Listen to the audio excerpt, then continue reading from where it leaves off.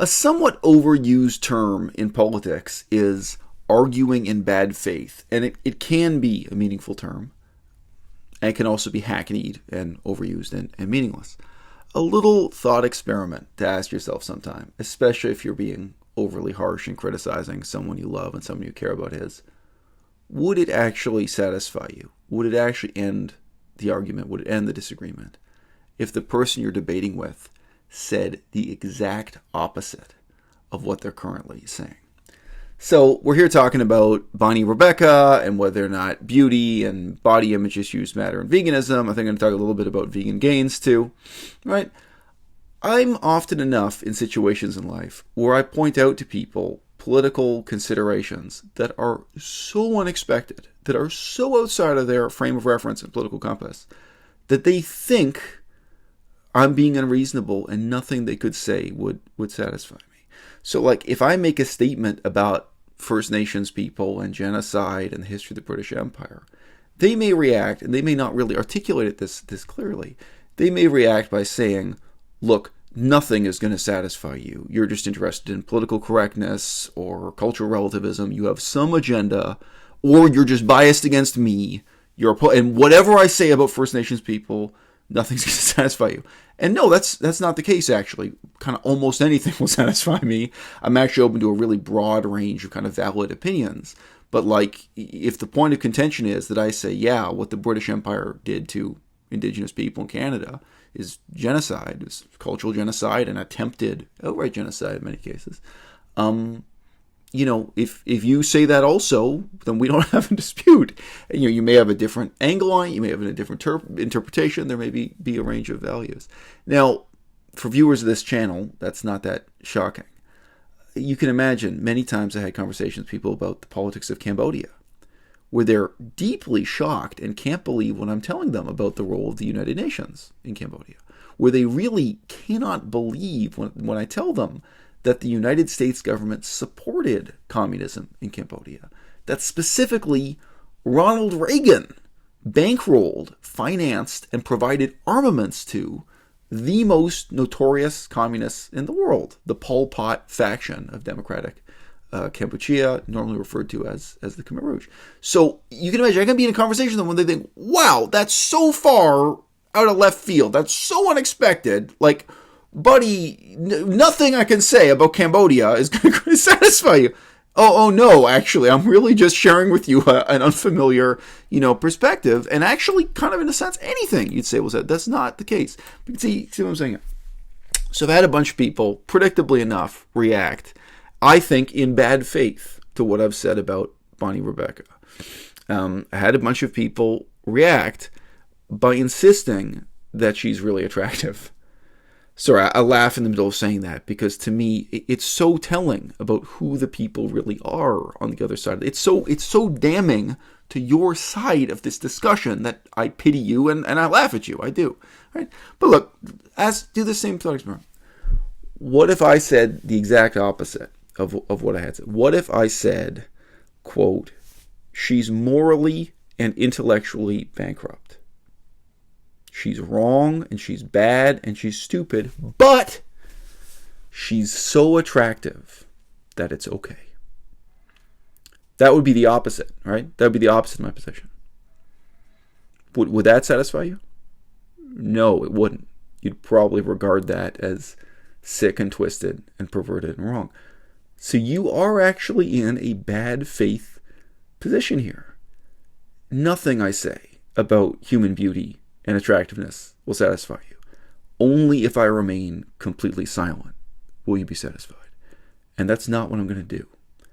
And it would be just as insincere and immoral if I went around pretending like, oh, I have a moral monopoly on discussions of First Nations people, Indigenous people and their politics. And anything you say, I'm going to attack. And if I behave like, hey, I'm the moral authority on Cambodia, nobody else can have an opinion about communism and the history of Cambodia, and anything you say, I'm going to attack you. Your position here is any statement about who's attractive and who's unattractive is inadmissible, right? And then it gets even more hypocritical because in reality, it's anybody's opinion except yours, right? So human sexuality and attractiveness matter. There are things I talk about in this channel all the time. I give dating advice. I talk about my real love life. I talk about other people's love lives. I've even done interviews via Skype with other people where we talk about their love lives. So love and human sexuality always has been a part of this channel since year one, if not day one, and it's always going to be a part of this channel. And I provide real talk with, I think, honesty and integrity. And I think I provide a real contrast to what a lot of the scam artists are going to tell you about beauty, love, matters of the heart, and, even indeed the perception of beauty and health. And these, certainly the quality and caliber of discussion on this channel of those issues is at a much, much higher level than what you can get on Bonnie Rebecca's channel. I believe today there are only 143 videos on her channel, so you can just go and look at the list of titles. It's not that hard to generalize. I have over 1,000 videos on this channel, so you might not even know that I do videos talking about dating, and romance and beauty. But those things are worth discussing. They're worth discussing seriously. I have a comment here from Lissa Smith. Lissa Smith writes, "Personally, I think she's really pretty, period." So you have an opinion. This is not a situation where you are criticizing me for daring to have an opinion on something where I ought not to have an opinion. This is a situation where you have an opinion and I have an opinion, and they're equally subjective and they're on the same level morally. But you're still going to go on to argue, how dare you have an opinion, right? It's never going to work. If I'm here doing movie reviews, if I'm here doing music reviews, if I was saying, hey, Bonnie Rebecca is a terrible filmmaker and a terrible musician, and you say, hey, I liked her last film, I liked her last music video, that's just a difference of opinion, right? It's a subjective judgment, and of course, part of what we're dealing with here is a moral and political judgment also. But what I really want to talk about here, what we're going to get into in this video, are the long-term knock-on effects for how these attitudes towards beauty lead to people being locked into leading a really meaningless life. That has significance both in discussing Bonnie Rebecca and discussing my adversary, Vegan Gains. So Lissa writes in, and I believe Lissa is 21 years old. Possibly she's 22 now. Last time she mentioned her age, she was 21. And I believe Bonnie Rebecca is 26. Personally, I think she's really pretty. I honestly do think that, but also, if she's unattractive, then I'm butt-ass ugly, lol. Okay, so, pause. What if you watch YouTube videos that make you feel stupid? What if you watch YouTube videos that make you feel ignorant? What if you watch YouTube videos from people who've really devoted years of their life? What if I watch YouTube videos, I wish this were true, about Chinese politics? I have to sit there and go, wow, this guy knows so much more about Chinese politics than I do. I'm laughing because just yesterday I heard a podcast from a CIA intelligence guy who's supposed to be an expert on politics of China. I really did not feel outclassed by that guy. So I wish I had that humbling experience more often, but there's not a lot of informed opinion nor active research going on the internet that way. But, what if you were challenging yourself intellectually, morally, philosophically, or even just in terms of life experience? What if there are people who've gone out and done things that you aspire to do that make you feel lazy? Like, here's someone with... Okay, so you're saying, if she's unattractive, then I'm ugly. Okay, so we had you were with me. Melissa's off camera. Melissa, you were with me when I criticized a guy who was like a university professor. I criticized his book about veganism, his highly intellectual book about veganism. And he threw a tantrum on Facebook. He was sending me all these, angry messages. I couldn't believe how childish it was, Now, again, that was kind of mind-blowing to me. And I made a video in response to it and said, okay, look, all he could do was basically say, how dare you? How dare you do a book review? How dare you have a well-informed intellectual opinion of my book, disagreeing with it? That's mind-blowing to me. I wish this type of fragile attitude only concerned physical beauty. It doesn't. It absolutely involves intellectual and moral conceits as well.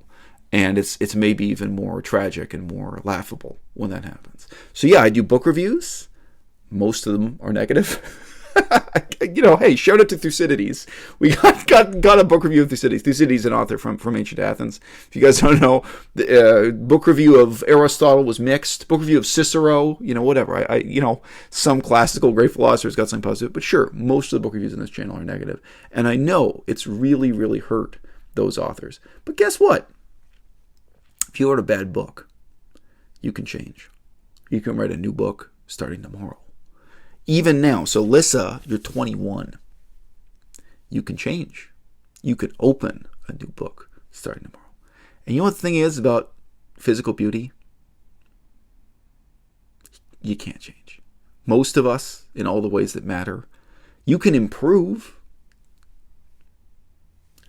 We were walking around Las Vegas, Nevada, and there's this really incongruous contrast between the beautiful people who are paid to stand there like a vase, who are paid to stand there like a statue, and just decorate the casino, and the ugly people, not necessarily old, who are hunched over, a card table or hunched over a computer terminal gambling, smoking cigarettes, drinking alcohol, and most of them making no effort in terms of their physical appearance, neither their style of dress nor otherwise. You have the kind of ultra-athletic, ultra-aesthetic, woman serving the beer, or sometimes just dancing on the table. Or remember, some of them were just standing on the bar, just standing still, not even dancing, not doing anything, just standing there as a display of youth and health and beauty. 8/10 naked, a little bit more clothing than a bikini, just standing there and being ignored. And then the crowds of the unhealthy and ugly people. And most of those people, if they quit smoking and quit drinking and quit gambling and started living a lifestyle more like the strippers who were in the same casino, of course they could improve. They could improve their appearance. But most of them could never be that attractive. It's not a choice. It's not a choice you make, right? Being stupid is a choice. And it's a choice you're making today and tomorrow, again and again and again, the older you get. And that's why you stay stupid. That's why you stay ignorant, right? Being immoral is a choice. And that's why so much of our discourse focuses on those things that you can change. But there are other elements to this, right? Like the role of beauty here is dynamic. I say later, I'm going to get to it. I would never choose to watch a documentary or a news channel or to get my political news from this person rather than that person because this person is sexy to me. This person is attractive. And one of the most kind of crushing realizations when you walk around that casino in Las Vegas, like maybe you see a waitress or a stripper who's attractive to you. You think, is anyone stupid enough that they walk into this room and think, oh wow, I'm going to go over there and gamble, and I'm going to go and order a beer so that I have a chance to talk to this attractive woman for a few seconds. Whether that's a straight man or a lesbian woman. Like, isn't that even more tragic? Is that sexuality is being exploited in this way to deceive, and that there are some people out there maybe who want to be deceived. That's even more tragic. That, to me, is the next level that our society adds onto this. But there's the lower underlying level that, we're all unequal, and most of us are not comfortable with it. Most of us are not dealing with it very well, including you, Lissa, age 21, looking up to Bonny Rebecca at age 26. I think there's a really important lesson for you to learn from this. Don't end up like Bonny Rebecca. Don't end up a no-talent bum who's morally and intellectually bankrupt. Don't end up like Vegan Gaines, whether you're a guy or a girl. Make the decision to live a morally upright life with a real intellectual integrity and curiosity, and challenge yourself to keep learning and keep growing, And, you may not have a choice about being ugly. You have a choice about being an idiot. You have a choice about living a life that's reckless and self-indulgent and self-destructive. I want you to make the right choice. You think Bonny Rebecca is going to make the right choice? I think we know. Okay, I continue. I'm going to skip over a couple of sentences here because she just talks about the details of their health problems. When I say they, I mean Bonny Rebecca and her boyfriend. So I continue. It just seems too good to be true. Their claim that a few bites of salmon really healed all of their gut and skin issues, I don't know. It's so wild to think about the fact that she was a panelist at VegFest, that she partnered with so many vegan companies, etc. I even remember in one vlog she was walking past the meat aisle at the grocery store and put up a big middle finger in front of the camera. So she, showing her distaste for the meat industry.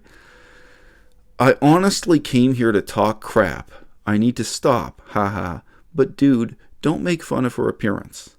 I'd kill to be half as attractive as her. Makes me feel ugly AF. What does it say about you that that's what you react to in this video? That that's the moral of the story you take from it? Why are you watching Bonny Rebecca and saying you'd kill to be half as attractive as her? Why don't you lead a life where, you would be the envy of Bonny Rebecca in those other categories, like intellect, talent, morality, leading a life that's really meaningful? Why don't you put her in the shade? Why don't you eclipse her and leave her in your dust? Okay? I wouldn't kill to look like anyone else. I know you're half joking around here, but I think it's really meaningful to reflect on just how dark that is, just what that says about you, and what your values really are, and what it is you're responding to in my video, which was less than 2 minutes long and said nothing about her appearance, and what you're not responding to in that video, right? So my reply was, you say, quote, personally I think she's really pretty, so your point seems to be that you're entitled to have a personal opinion, and I'm not. So that was what I said early on. You have a subjective judgment about her appearance. So do I. There were, again, all this stuff. When we talk about it with men, for some reason, mysteriously, it's not a big deal in the same way. Logan Paul. Of course, his appearance is a huge part of it. Logan Paul has his shirt off all the time. He just did a boxing match. Logan Paul's face and his body has everything to do with his success. Does his sense of humor have something to do? Of course. He's a comedian. Of course his sense of humor also matters. His ability to rap and make music, nobody would claim that his vocal talent is more important than his appearance. And that's okay. And we can talk about that. I think Vegan Gains, we can talk about the importance of his physique and his appearance too, right? And you're entitled to have an opinion, and so am I. And it matters. It's salient. It really does matter to this discussion under any of these headings, okay? Why exactly does my personal taste not matter?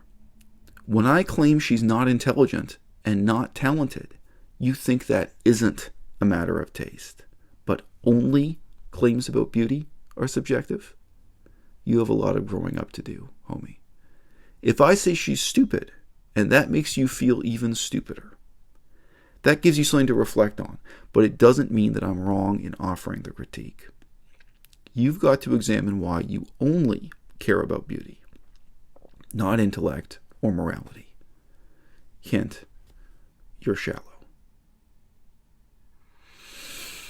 I got a lot of feedback, positive feedback, honestly. The thumbs up to thumbs down ratio, believe me, was very favorable. I got a lot of feedback when I criticized Vegan Gains. Now, it's true in that video, I don't think I mentioned his physical appearance, because that's just not what we were talking about in that video, but I could have included some comments about the extent to which his fame and people taking his recommendations on bodybuilding really do relate to his physical appearance. In his case, it's an interesting contrast, because there's his physical appearance, and then there's how often he gets injured, right? I've said this on Twitter recently. The real sport is avoiding injury. The rest is just weightlifting, So I do think there's a sense in which people are probably being misled by the fact that he's good looking or overlooking the extent to which he kind of like puts himself in the hospital every so often. So he's giving you, in my opinion, I think he's giving you some bad advice on bodybuilding, and his appearance is part of that. We could talk about that. But what I talked about in my earlier video on Vegan Gains was that he was stupid. And, stupidity, I've said this before, it's like a fire in a waste paper basket. It's something fast moving and always changing and destructive and dangerous. Okay?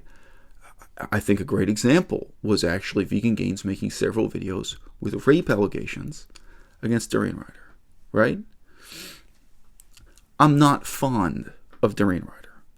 I've been to court with Durian Rider. I was one of the people who stood up against Durian Rider and said that he was peddling lies back when Vegan Gains supported him and back when Vegan Gains was reciprocally supported by Durian Rider, right? You guys know that. When Vegan Gains made these videos that were frankly illegal, I mean, the type of defamation involved there is against the law, I wrote to Vegan Gains directly and reminded him of the videos on my channel that absolutely call into question and expose, the factual basis, the basic assumptions and claims of what he was doing. And I think it was a series of 3 videos attacking Durian Rider, right? Stupidity is destructive. What went into those videos for Vegan Gains? A lot of self-righteousness, a lot of anger. This is how he lives his life. As he puts it, he does whatever he wants to do whenever he wants to do it. I had people writing into me in response to that video saying, well, Eisel, you're older than Vegan Gains, maybe 14 years older. I don't know. I'm definitely more than a decade older than Richard. And they said, well, maybe you're smarter and wiser than Richard now, but he's gonna catch up to you. I wish I could believe that. I wish I could believe that about Richard, and I wish I could believe that about Bonny Rebecca. Okay? We all know it's not true. And this is why. I mean, this being, you can look at an isolated example like what Durian Rider did with the rape allegations, recently deleted because he didn't want to have his channel deleted.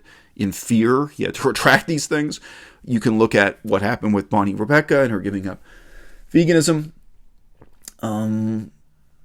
Stupidity is a choice. Your mental and intellectual characteristics are fast changing.